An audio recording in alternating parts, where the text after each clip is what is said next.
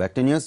తూర్పుగోదావరి జిల్లా మన్యంలో విష జ్వరాలు విజృంభిస్తున్నాయి. గిరిజనులు పిట్టల్లా మృత్యువాత పడుతున్నారు. గిరిజనులకు ఊట నీరే దిక్కవడంతో కలుషిత నీరు తాగి రోగాల బారిన పడుతున్నారు. మరోవైపు చాపరాయి గ్రామంలో జ్వరాల బారిన పడి మరణించిన వారి సంఖ్య 17కు పెరిగింది. నిన్న ఓ బాలుడు చికిత్స పొందుతూ మరణించాడు. గత నెల 29న మొదలైన మరణాలు 3 వారాలకు గానీ వెలుగులోనికి రాలేదు. అప్రమత్తమైన వైద్య శాఖ అధికారులు గ్రామంలో మరో 30 మంది జ్వర పీడితులను రంపచోడవరం ఆసుపత్రిలో చేర్పించారు. తూర్పు ఏజెన్సీలో హెల్త్ ఎమర్జెన్సీని ప్రకటించాల్సిన అవసరం లేదన్నారు ఏపీ వైద్యారోగ్య మంత్రి కామినేని శ్రీనివాస్. విష జ్వరాలతో సతమతమవుతున్న ఏజెన్సీ గ్రామాల్లో పర్యటించిన మంత్రి బాధిత ప్రాంతాలకు ప్రత్యేక వైద్య బృందాలను పంపుతామన్నారు. ప్రస్తుతం జ్వరాలు అదుపులో ఉన్నాయన్నారు. రాబోయే 2 ఏళ్లలో ఎలక్ట్రానిక్ మ్యానుఫ్యాక్చరింగ్ ఇండస్ట్రీలో 1,00,000 ఉద్యోగాలు, ఐటీ ఇండస్ట్రీలో 1,00,000 ఉద్యోగాలు వస్తాయని అన్నారు మంత్రి నారా లోకేష్. ఢిల్లీలో కేంద్ర ఐటీ మంత్రి రవిశంకర్ ప్రసాద్ను కలిసిన లోకేష్ ఏపీలో ఐటీ అభివృద్ధికి సహకరించాలని కోరారు. రాబోయే 6 నెలల్లో ఏపీలో 6 కొత్త ఎలక్ట్రానిక్స్ కంపెనీలు మొదలవుతాయన్నారు. వాటి ప్రారంభానికి రావాలని కేంద్ర మంత్రి రవిశంకర్ ప్రసాద్ను ఆహ్వానించారు లోకేష్.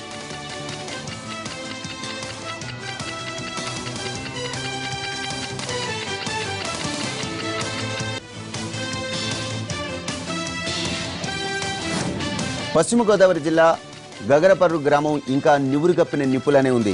గ్రామంలో అంబేద్కర్ విగ్రహం ఏర్పాటు విషయంలో కొంతకాలంగా నెలకొన్న వివాదం ఇంకా నడుస్తోంది. రాజకీయ పార్టీల ప్రవేశంతో వివాదం ఇప్పుడు మరింత పెద్దదైంది. విగ్రహ ఏర్పాటును కొంతమంది స్థానికులు వ్యతిరేకించిన దగ్గర నుంచి గరగపర్రులో దళితులు ఆందోళన చేస్తూనే ఉన్నారు. దీంతో విచారణ జరిపి బాధ్యులపై చర్యలు తీసుకుంటామని హామీ ఇచ్చారు కలెక్టర్, ఎస్పీ. రేపు గరగపర్రుకు జగన్ రానుండటంతో గ్రామంలో పోలీస్ బందోబస్తు మరింతగా పెంచారు.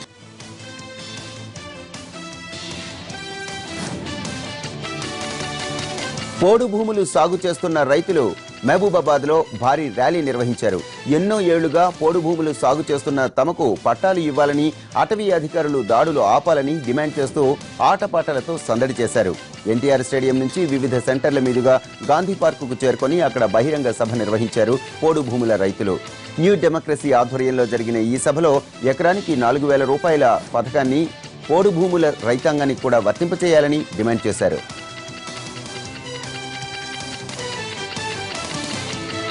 తమను ప్రభుత్వ ఉద్యోగులుగా గుర్తించాలని కరీంనగర్లో రేషన్ డీలర్లు ర్యాలీ నిర్వహించారు.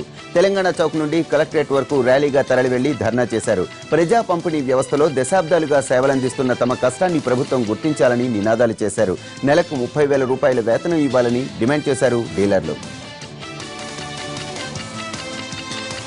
గుంటూరు రూరల్ ఎస్పీగా బాధ్యతలు స్వీకరించారు వెంకటప్పలనాయుడు.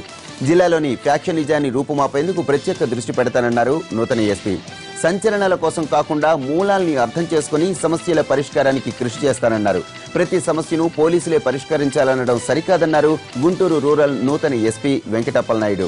ట్రాన్స్పరెన్సీ, అలానే కాన్ఫిడెన్సీ, కోర్ పోలీసింగ్ వ్యవస్థకు అధిక ప్రాధాన్యతనిస్తానన్నారు. విశాఖపట్నం ట్రాఫిక్ పోలీసులకు కొత్త వాహనాలు అందుబాటులోకి వచ్చాయి. సిఎస్ఆర్ ఫండ్స్ లో భాగంగా దివీస్ ల్యాబొరేటరీస్ సంస్థ 50 మొబైల్ ట్రాఫిక్ 2 వీలర్స్ ను సమకూర్చింది. ఈ బైక్లను మంత్రి గంటా శ్రీనివాసరావు ట్రాఫిక్ పోలీసులకు అందజేశారు. ఎమ్మెల్యే వాసపల్లి గణేష్తో రైడ్ నిర్వహించి బైక్ల పనితీరు పరిశీలించారు. ట్రాఫిక్ ఇక్కట్లు ఉన్న విశాఖ సిటీలో పెద్ద వాహనాల కన్నా త్వరగా బైకులపైనే చేరుకునే వీలుంటుందన్నారు మంత్రి గంటా. బైకులతో పాటు ట్రాఫిక్ పోలీసులకు రెయిన్ కోట్స్ ను అందజేసింది దివీస్ ల్యాబొరేటరీస్ యాజమాన్యం. నెల్లూరు డిఎస్ఆర్ ప్రభుత్వాసుపత్రిలో 9 నెలల బాలుణ్ణి వదిలేసి వెళ్లారు గుర్తు తెలియని వ్యక్తులు. ఆకలితో అలమటిస్తున్న ఆ బాలుణ్ణి హాస్పిటల్లో పనిచేస్తున్న శానిటరీ వర్కర్ షబ్నా అక్కును చేర్చుకొని సపర్యలు చేసింది. అయితే బాలుడు ఏడుపు విన్నా వైద్యులు పట్టించుకోకపోవటం విమర్శలకు తావిస్తోంది. నిబంధనలు ఒప్పుకోవంటూ చిన్నపిల్లల హాస్పిటల్లో చేర్చుకోలేదు. హాస్పిటల్ అభివృద్ధి కమిటీ చైర్మన్ చాట్ల నరసింహారావు దృష్టికి ఈ విషయం వెళ్లడంతో నెలల బాలుడికి వైద్యం అందించారు డాక్టర్లు.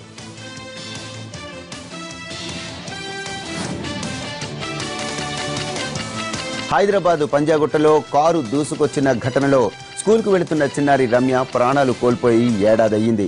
ఆమె జ్ఞాపకాలతో కాలం వెళ్లదీస్తున్న కుటుంబ సభ్యులు, బంధువులు చిన్నారి రమ్యకు నివాళులర్పించారు. అంబర్పేట డీడీ కాలనీలో నివాసంతున్న రమ్యతో అనుబంధాన్ని గుర్తు చేసుకుని కన్నీళ్ల పర్యంతమయ్యారు. చిన్నారి మరణించి ఏడాది గడిచినా డ్రంక్ అండ్ డ్రైవ్ కేసులు ఎక్కువవుతున్నాయే తప్ప ఏమాత్రం తగ్గటం లేదు. రమ్య చట్టం తెస్తామన్న నేతలు హామీలన్నీ మాటలకే పరిమితమయ్యాయని ఆవేదన వ్యక్తం చేశారు కుటుంబ సభ్యులు. శ్రీకాళహస్తి సమీపంలోని ఏర్పేడు మండలం జంగాలపల్లి దగ్గర జరిగిన రోడ్డు ప్రమాదంలో 3 నిండు ప్రాణాలు బలయ్యాయి. లారీ వేగంగా దూసుకొచ్చి ఆటోను ఢీకొనడంతో అందులో ప్రయాణిస్తున్న 3 మహిళలు అక్కడికక్కడే మరణించారు. మరో 8 మంది మహిళలు తీవ్రంగా గాయపడ్డారు. రుయా ఆసుపత్రిలో చికిత్స పొందుతున్న క్షతగాత్రుల పరిస్థితి ఆందోళనకరంగా ఉంది. హైదరాబాద్ బాలానగర్లో ట్రావెల్స్ బస్సు ఓ కారును వెనుక నుంచి ఢీకొంది. ముందు బస్సు ఉండడంతో కారును స్లో చేసిన సమయంలో వెనుకగా దూసుకొచ్చిన మరో బస్సు ఢీకొనడంతో ప్రమాదం జరిగింది. దీంతో 2 బస్సుల మధ్య ఇరుక్కొని కారు నుజ్జునుజ్జైంది. ఈ ప్రమాదంలో కారులో ఉన్న డ్రైవర్తో సహా 5గురికి స్వల్ప గాయాలయ్యాయి. క్షతగాత్రులకు స్థానిక ఆసుపత్రిలో చికిత్సనందిస్తున్నారు.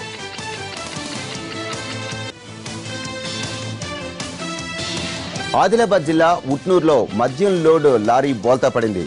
దీంతో చాలాసేపు ట్రాఫిక్ జామ్ అయింది. మద్యం బాటిళ్లన్నీ రోడ్డుపై చెల్లాచెదురుగా పడిపోవడంతో ఉట్నూరు మీదుగా వెళ్లే వాహనాలన్నీ గంటల తరబడి నిలిచిపోయాయి. కూలీలతో బాటిళ్లు తీయించి ట్రాఫిక్ క్లియర్ చేశారు పోలీసులు. తీవ్రంగా గాయపడ్డ డ్రైవర్ను ఆసుపత్రిలో చేర్చారు.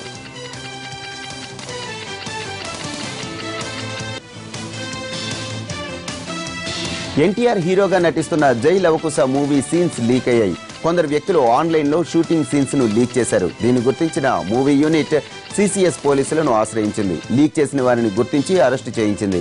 గణేష్ అనే వ్యక్తి ఈ సీన్ ను లీక్ చేసినట్లు పోలీసులు సైతం నిర్ధారించారు. లీక్ అయిన సన్నివేశాలు కేవలం రఫ్ కట్ మాత్రమేనని చెబుతున్నారు దర్శక నిర్మాతలు.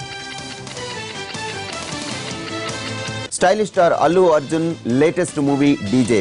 ఈ సినిమా పైరసీకి పాల్పడిన వారిపై చర్యలు తీసుకోవాలంటూ సైబర్ క్రైమ్ పోలీసులను ఆశ్రయించారు నిర్మాత దిల్ రాజు, దర్శకులు హరీష్ శంకర్. ఏసీపీ రఘువీర్ను కలిసిన దర్శక నిర్మాతలు ఫేస్బుక్లో సినిమాను అప్లోడ్ చేసిన విషయంపై కంప్లైంట్ చేశారు. నిందితులను కఠినంగా శిక్షించాలని కోరారు. విజయనగరం జిల్లాలో రైస్ పుల్లింగ్ మాఫియా రెచ్చిపోయింది. పార్వతీపురం ఎస్ఐపై దాడికి తెగబడింది.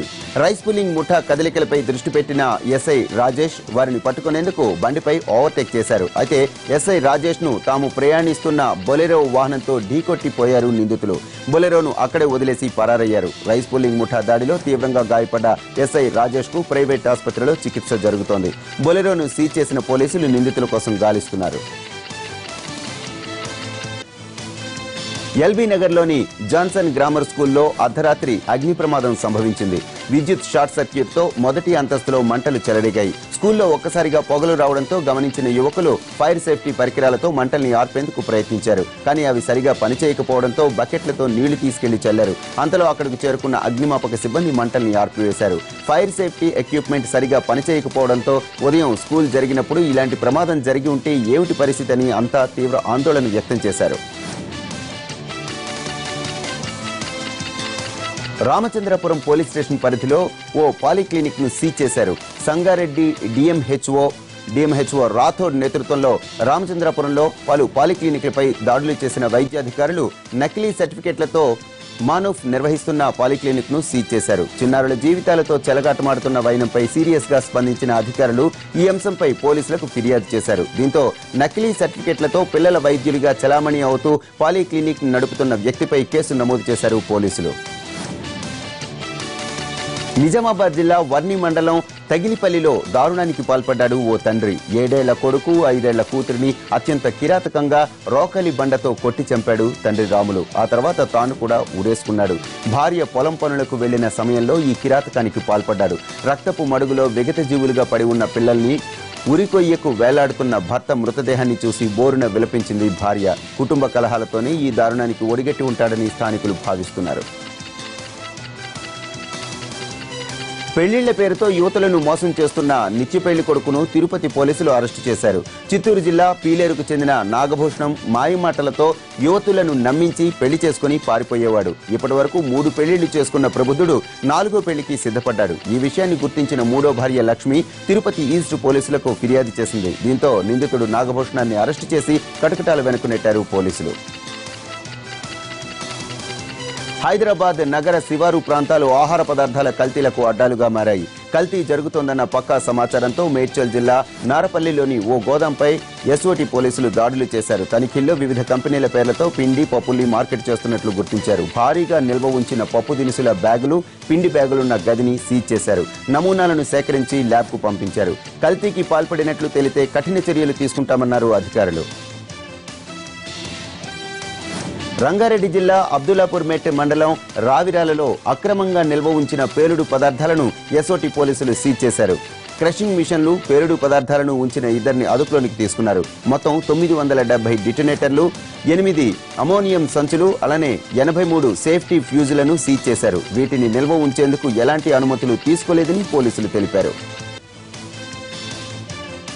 నిజామాబాద్ రూరల్ భూపాన్పల్లిలో దొంగలు బీభత్సం సృష్టించారు. ఓ ఇంట్లోకి చొరబడ్డ దొంగలు భార్యాభర్తల్ని కత్తులతో బెదిరించడమే కాకుండా దాడికి పాల్పడ్డారు. ఆ తర్వాత 4 తులాల బంగారం, 20,000 నగదు దోచుకెళ్లారు. దొంగల దాడిలో గాయపడ్డ దంపతులకు ఆసుపత్రిలో చికిత్స జరుగుతోంది. మహారాష్ట్ర దొంగల ముఠానే ఈ చోరీ చేసి ఉంటుందని పోలీసులు అనుమానిస్తున్నారు. విజయవాడలోని పండిట్ నెహ్రూ బస్ స్టేషన్లో చిల్లర పేరుతో ప్రయాణికుల్ని మోసం చేస్తున్న ముఠాను అరెస్టు చేశారు పోలీసులు. ఓ బాధితుడు పోలీసు యాప్లో ఇచ్చిన ఫిర్యాదుతో సాధారణ ప్రయాణికుల్లా బస్ స్టేషన్కి వెళ్లారు పోలీసులు. పలు షాపుల్లో పెద్ద నోట్లతో వస్తువులను కొన్నారు. అయితే చిల్లర ఇచ్చేటప్పుడు అక్రమాలకు పాల్పడుతున్న 16 మందిని అరెస్టు చేశారు. నిందితుల నుంచి 28,600 రూపాయల నగదు సీజ్ చేశారు. మోసాలకు పాల్పడుతున్న వ్యాపారులకు షాప్ లైసెన్సులు రద్దు చేయాలని ఆర్టీసీ ఎండీని కోరామన్నారు డీసీపీ పాలరాజు. ఏపీ ప్రభుత్వ ప్రజారోగ్య శాఖలో ఇంజనీరింగ్ చీఫ్గా పనిచేస్తూ 100 కోట్ల అక్రమాస్తుల కేసులో అరెస్ట్ అయిన పాండురంగారావు బంధువుల ఇళ్లలో ఏసీబీ సోదాలు కొనసాగుతున్నాయి. పశ్చిమ గోదావరి జిల్లా జంగారెడ్డిగూడెంలోని పిల్లల డాక్టర్ కృష్ణమూర్తి బ్యాంక్ అకౌంట్లను ఏసీబీ అధికారులు పరిశీలించారు. మొన్న డీసీసీబీ బ్యాంక్ లాకర్లలో కేజీ 400 గ్రాముల బంగారాన్ని సీజ్ చేసిన ఏసీబీ అధికారులు నిన్న కరూరు వైశ్య బ్యాంక్ లాకర్లో 682 గ్రాముల బంగారు ఆభరణాలను సీజ్ చేశారు. విశాఖ జిల్లా గాజువాకలోని ఓ హోటల్లో హైదరాబాద్కు చెందిన యువకుడు ఆత్మహత్యకు పాల్పడ్డారు. మణికట్టు దగ్గర బ్లేడ్తో కోసుకోవడంతో తీవ్ర రక్తస్రావమై మరణించాడు. వరంగల్ జిల్లాకు చెందిన వేణుగోపాల్ రెడ్డి ల్యాబ్స్లో పనిచేస్తున్నాడు. మృతుడు కుత్బుల్లాపూర్లో నివాసం ఉంటున్న వేణుగోపాల్ రెడ్డి ఆర్థిక ఇబ్బందులతో పాటు కంపెనీ యాజమాన్య వేధింపుల కారణంగానే ఆత్మహత్యకు పాల్పడినట్టు సూసైడ్ నోట్ రాశాడు.